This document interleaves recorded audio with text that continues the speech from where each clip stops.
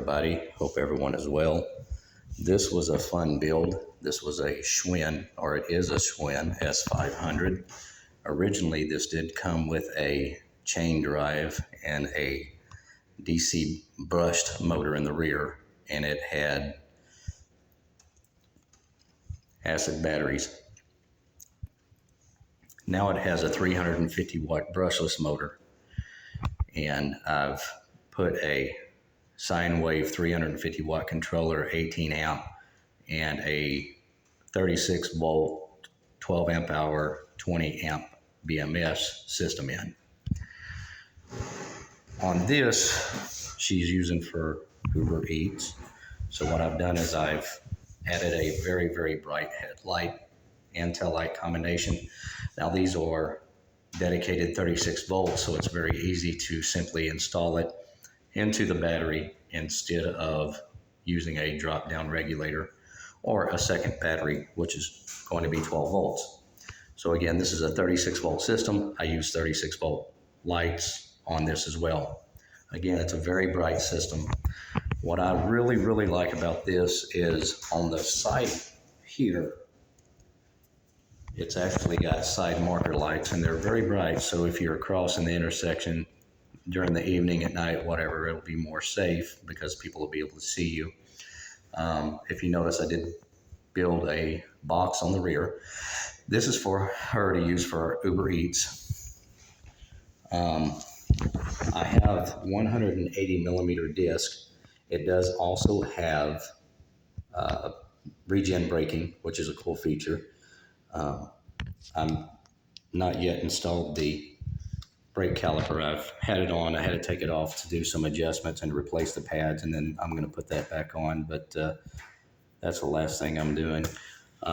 It does have a seat that it comes with.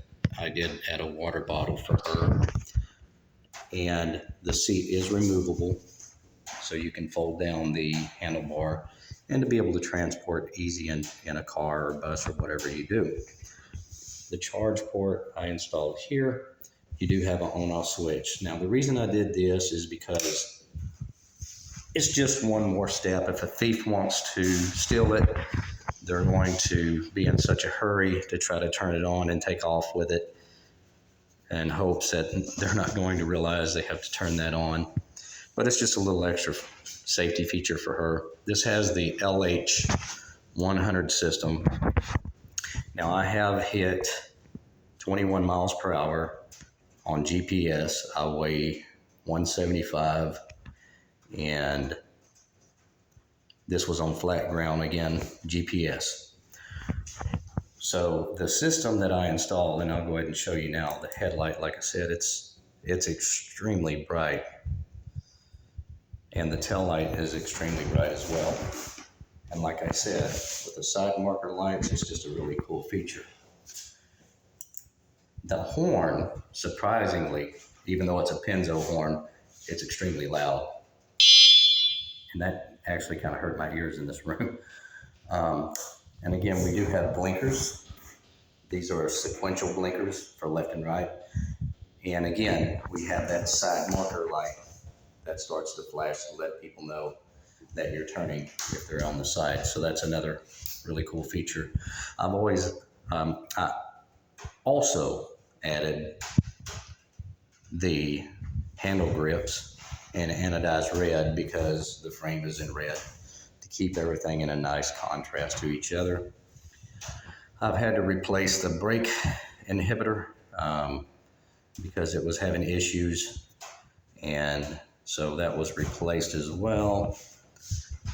Other than that, that's pretty much the build to this little scooter, and it was a lot of fun. I enjoyed it.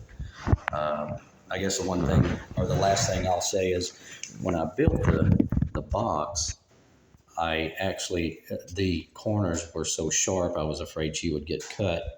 So what I did was I went to AutoZone or O'Reilly's, and I picked up some door trim, automotive door trim. And that way, when she is taking stuff out or putting stuff in, she's not going to cut her hand open or arm or anything. So it just for her safety, I added that. And of course, you can see where the original motor was bolted to. And it was just, to me, it was just a horrible system.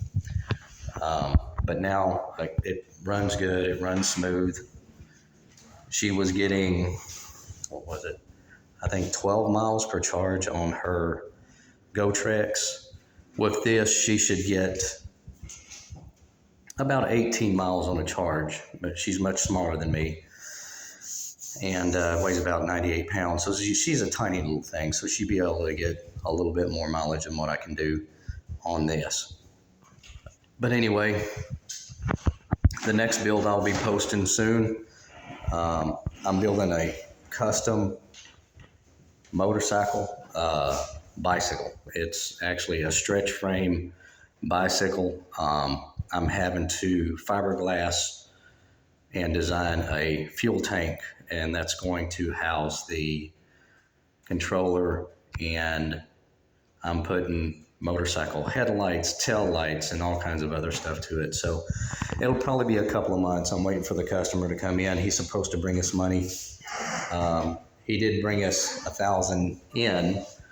And of course, when you run through buying all the parts and then the labor charge and everything else, it adds up pretty quick. But anyway, I've got the majority of it installed. I still have to order the mud flaps and a couple of other things. But anyway, I'll be posting that on my channel as well in the future. I'm hoping I'll be able to get it done, you know, in the next 4 weeks. It depends on how fast it takes to get all the stuff that I'm using to modify the bike with, and you know, his finance part of it. If he's able to pay us up front to be able to do the labor work, because my boss won't let me touch it unless they pay a partial upfront fee, and then the end they can pay the remainder. And that's kind of how it works with him. I'm a lot different from that, but it's his shop, so I have to do what he says. Anyway, everyone have a wonderful day, and I will see you on the next project or on my next e-bike or e-scooter review. Have a good one, guys.